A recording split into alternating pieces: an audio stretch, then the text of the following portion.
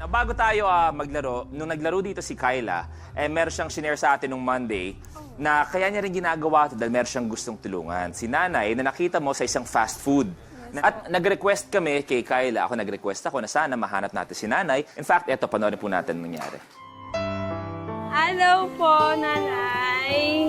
Nagkita tayo na nakaraan sa isang fast food. Gusto ko pong makita ni Luis Manzano. Pwede po ba kayong sumama sa akin ngayon sa ABS po para makita ka niya? Tawagin natin si Nanay Remedios. Nay! Nay!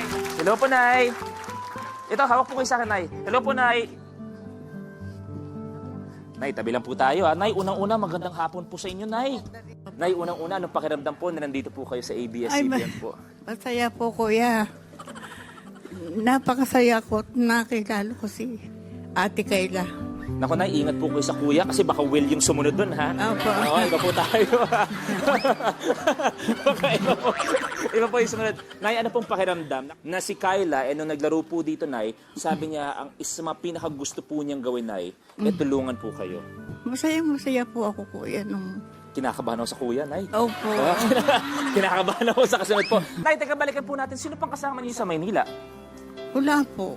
Taga Bicol po kayo. Opo. So, Nay, di ba kayo nalulungkot noon? Pasko, bagong taon, na lahat nakikita niyo, puro pamilya kasama, kayo po mag-isa?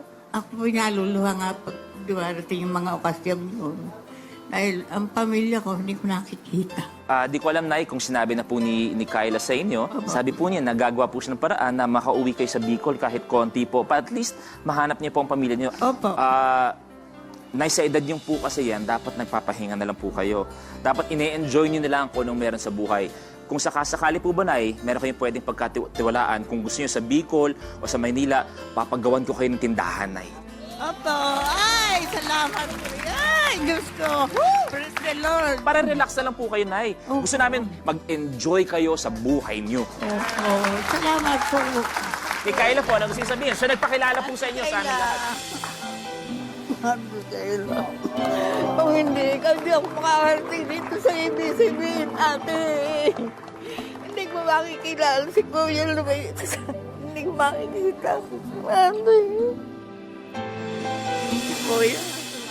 Kuya, ako nung palalayo sa akin, Kuya. Naisip ko baka ako ay asawa mo. We love you, Nay, okay? We love you po. I love you rin.